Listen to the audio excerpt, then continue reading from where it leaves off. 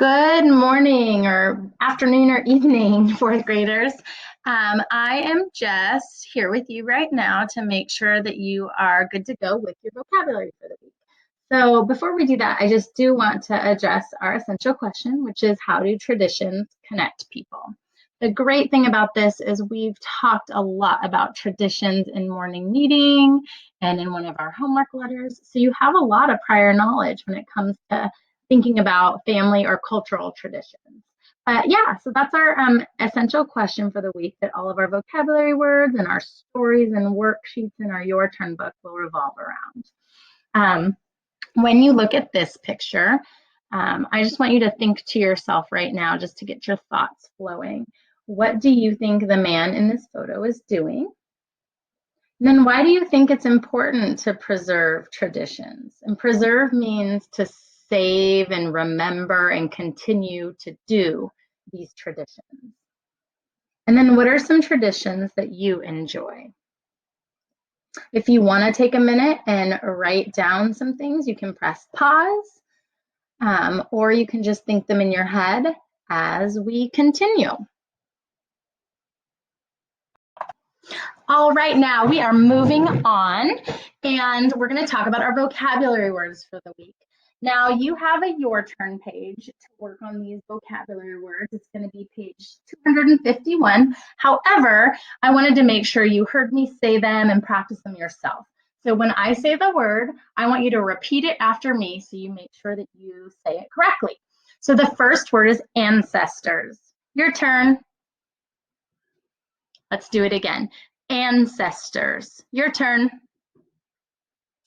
So I'm sure you've all heard this word before, but an ancestor is just somebody in your family that came before you. And I thought since I'm at home, I could just show you very quickly one of my ancestors. This is actually my grandma. She lived next door to me my whole life. So that was pretty special that I got to spend a lot of my days with her. So she's one of my ancestors. The next word is despised. Despised, basically, oh, I'm sorry, we need to practice it. Despised. Your turn. Despised. Your turn. So despised, basically, like I was saying, just means you hate it. You hated it. It's a verb. So something that I despise for some reason is tomatoes or are tomatoes. I do not like them at all. Think in your head right now, what do you think is an antonym or an opposite word of despised? If you said liked or loved or enjoyed, you would have correct antonyms. All right, moving on to the next one. The next word is endurance. And then you can see, hopefully, the pictures here are of two people in wheelchairs, and they are racing. So the sentence is you guys, I got to get better at this, but here we go. Repeat after me. Endurance. Your turn. Endurance. So anyways, like I was saying, the two gentlemen in the wheelchair, they are racing, and it says the wheelchair racers had the strength and endurance to finish the 20-mile race. So endurance just means you have the strength and the power to keep going, or the energy to keep going. All right, the next word right here is forfeit. Say it, your turn. Forfeit. Your turn. Now, hopefully none of you have ever had to forfeit a game or a sporting event, but it basically just means you don't even play, you give up, you go home without even doing it, okay? So sometimes, you guys know my daughter is 5 and we play this game a lot.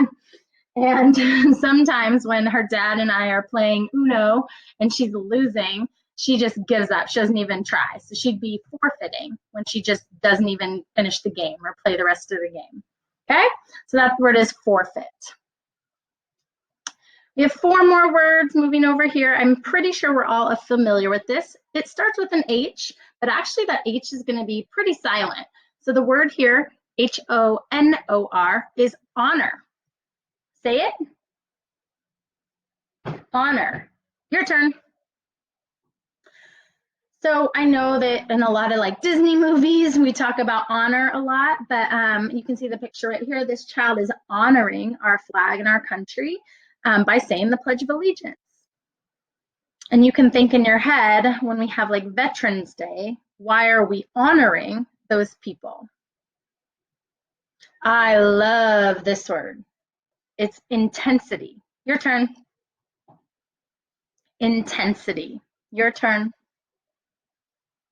So this picture says the lion roared loudly and with great intensity. Okay.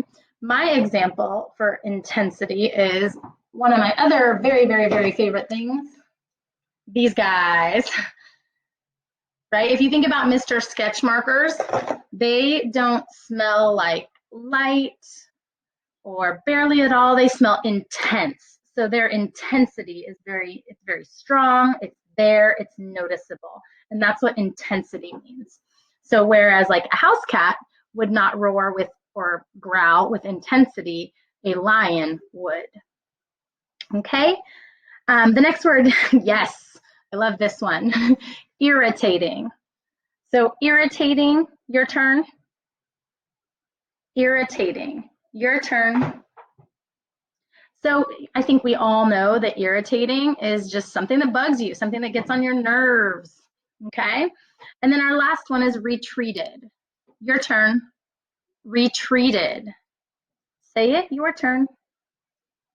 And you can see right here we have a picture of a little turtle, and he is retreating back into his shell. So when you retreat, it means you go backwards. So I'm going to do something kind of funny right here. Let's pretend I am a person and I'm walking forward, but now I am retreating. I'm going away or going backwards.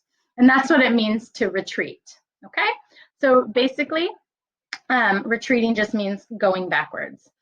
So if you guys have any questions about these, you can pop in at my office hours or Mrs. Pugh's office hours. But basically, after watching this video, you should be good to go on that Your Turn page and be ready to see those vocabulary words in our story for the week. All right, guys, we miss you. Have a great day.